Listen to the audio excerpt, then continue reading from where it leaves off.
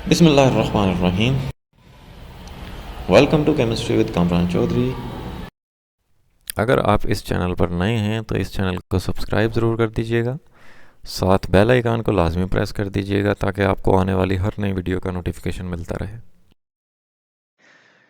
अच्छा तो भाई बात दरअसल यूँ है कि आज के लेक्चर में हम लोग आपकी federal board chemistry class 10 chapter number 9 जिसका नाम है केमिकल इक्विलिब्रियम, उसका जो है टॉपिक 9.3 इसका नाम है equilibrium constant and it's units. इसको डिस्कस करेंगे आज के लेक्चर में हम लोग।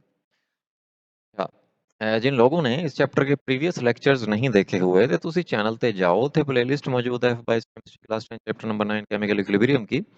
वहां पे आपको तमाम के तमाम प्रीवियस लेक्चर्स मिल जाएंगे। और जो लोग ये डायरेक्ट ये वाला लेक्चर देख रहे हैं ना, दे दे पुत्र बन के जाओ लेक्चर देखो पहले आ ठीक है।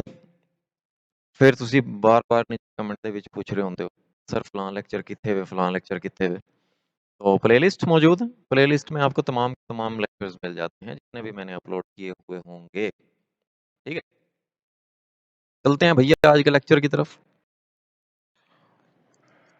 सबसे पहले तो आपको मैं रिमाइंड करवा देता हूं इक्विलिब्रियम कांस्टेंट के बारे में कि इक्विलिब्रियम कांस्टेंट क्या होता है। ठीक है, फिर आगे चलेंगे। इक्विलिब्रियम कांस्टेंट को, जिसको हम केसी से रिप्रेजेंट करते हैं, हमने कुछ इस तरह से डिफाइन किया था कि the ratio of the product of concentration of products. अच्छा, ये वाला जो प्रोडक्ट्स है ना, ये वाला दूसरे वाला, ये रिप्रेजेंट कर रहा है रिएक्शन के अंदर जो चीजें बनती हैं, जो राइट साइड पे लिखी जाती हैं एरो के। ठीक है, नए बनने वाले सब्सटेंसेस उसको रिप्रेजेंट कर रहा है। ये वाला जो प्रोडक्ट है ना, ये रिप्रेजेंट कर रहा है मल्टीप्लीकेशन को।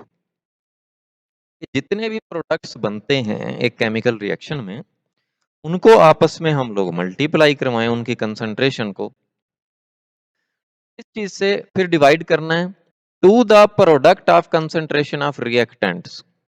जितने भी रिएक्टेंट्स हैं उनकी कंसंट्रेशन को मल्टीप्लाई करेंगे और वो डिनोमिनेटर में लिखेंगे। ठीक है, मतलब नीचे वाली साइड पे लिखेंगे। each raised to the power equal to the coefficient in the balanced chemical equation, जिसको आप नंबर ऑफ मोल्स बोलते हैं। इक्वेशन में सब्सटेंसेस के नाल जेड़ा लिखा हुआ होंदा है ना 1 2 3 4, ठीक है, वो बेसिकली रिप्रेजेंट कर रहा होंदा है नंबर ऑफ मोल्स नु। फॉर एग्जांपल, ये मैंने जनरल रिएक्शन लिया था जिसमें हमने केसी डिराइव किया था, जिसमें ए और बी दो रिएक्टेंट हैं और ये स्मॉल ए और स्मॉल बी इनके नंबर ऑफ मोल्स को रिप्रेजेंट कर रहा है। ये देखो, ये डबल एरो रिप्रेजेंट कर रहा है रिवर्सिबल रिएक्शन को, और दो प्रोडक्ट्स हैं हमारे पास सी और डी। कैपिटल सी और डी जो है वो प्रोडक्ट्स को रिप्रेजेंट कर रहे हैं, ये साथ स्मॉल सी और डी लिखे हुए हैं, ये रिप्रेजेंट कर रहे हैं नंबर ऑफ मोल्स को। ठीक है, फिर इस रिएक्शन के लिए हमने केसी डिराइव किया था और केसी का एक्सप्रेशन क्या आया था, केसी इज इक्वल टू ऊपर प्रोडक्ट्स की कंसंट्रेशन का प्रोडक्ट। अब देखो, ये सी और डी जो हैं दो प्रोडक्ट हैं, जब आपने इनको स्क्वायर ब्रैकेट्स में लिख दिया तो इसका मतलब है आपने इनकी कंसंट्रेशन लिख रहे हो आप, और आपस में देखो ये दोनों मल्टीप्लाई हो रहे हैं, और पावर में ये जो स्मॉल सी और स्मॉल डी हैं, ये क्या है बेसिकली इनके नंबर ऑफ मोल्स। ठीक है, जैसे यहाँ पे मैंने आपको बताया हुआ है कंसंट्रेशन ऑफ प्रोडक्ट डी, ये रिप्रेजेंट कर रहा है ये जो कैपिटल डी है स्क्वायर ब्रैकेट्स में लिखा हुआ है। इसी तरह कंसंट्रेशन ऑफ सी, ये वाला लिखा हुआ है। इसी तरह कंसंट्रेशन ऑफ ए ये लिखा हुआ है, कंसंट्रेशन ऑफ बी ये लिखा हुआ है। ये जो small C D A B हैं, ये बेसिकली रिप्रेजेंट कर रहे हैं इनके नंबर ऑफ मोल्स। ठीक है, तो ये हमने केसी को डिराइव किया था इसका एक्सप्रेशन, और हमने डिफाइन किया था केसी को। अब बात कर लेते हैं इक्विलिब्रियम कांस्टेंट यूनिट्स की।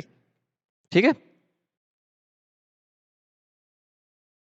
इन द इक्विलिब्रियम एक्सप्रेशन, ये जो इक्विलिब्रियम एक्सप्रेशन है, ठीक है, equilibrium constant expression, each figure with in A square bracket, जो कुछ भी वो कह रहा है आप स्क्वायर ब्रैकेट्स में लिखोगे ना, represents the concentration in mole per decimeter cube, या इसको आप इस तरह भी लिख सकते हो।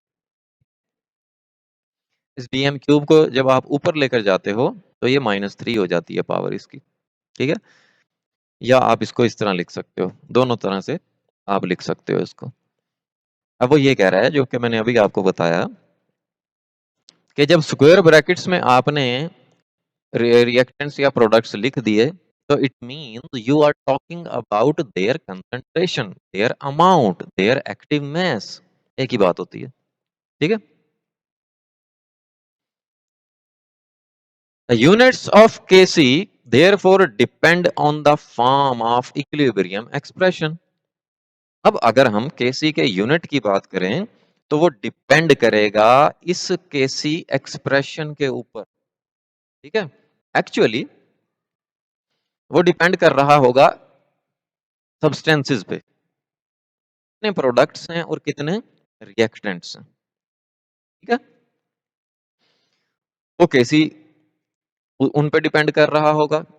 Kc का यूनिट फिर हम लोग इन सब्सटेंसेस की मदद से, ये जो प्रोडक्ट्स और रिएक्टेंट्स होते हैं, इन सब्सटेंसेस की मदद से लिख लेते, ठीक है। यहाँ पे थोड़ा सा बता देता हूँ, जैसे देखो यहाँ पे ना C एक प्रोडक्ट है ना, ब्रैकेट में इसकी आ जाएगी कोई भी अमाउंट कंसंट्रेशन की जितनी भी होगी। हम Kc यूनिट की बात करेंगे ना, तब यहाँ पे C की जगह आपने क्या लिखना है, मोल पर डेसीमीटर क्यूब। D की जगह पे भी मोल पर डेसीमीटर क्यूब, A की जगह पे भी मोल पर डेसीमीटर क्यूब, B की जगह पे भी मोल पर डेसीमीटर क्यूब, और पावर में इनके नंबर ऑफ मोल्स उसी तरह लिखने हैं जो कि दिए गए रिएक्शन के अंदर होंगे, ठीक है। बाद में फिर हम उसको सिंपलीफाई कर लेंगे, ठीक हो गया। होपफुली लेक्चर आपको बहुत अच्छे से क्लियर हो गया होगा। फिर भी अगर आपको कोई क्वेश्चन है आप नीचे कमेंट सेक्शन में मुझसे पूछ सकते हैं या ईमेल भी कर सकते हैं। वीडियो पसंद आई है तो चैनल को सब्सक्राइब ज़रूर कर दीजिएगा, वीडियो को लाइक एंड शेयर ज़रूर कर दिया करें ताकि दूसरों का भी कुछ भला हो जाए। Thank you very much for watching this video.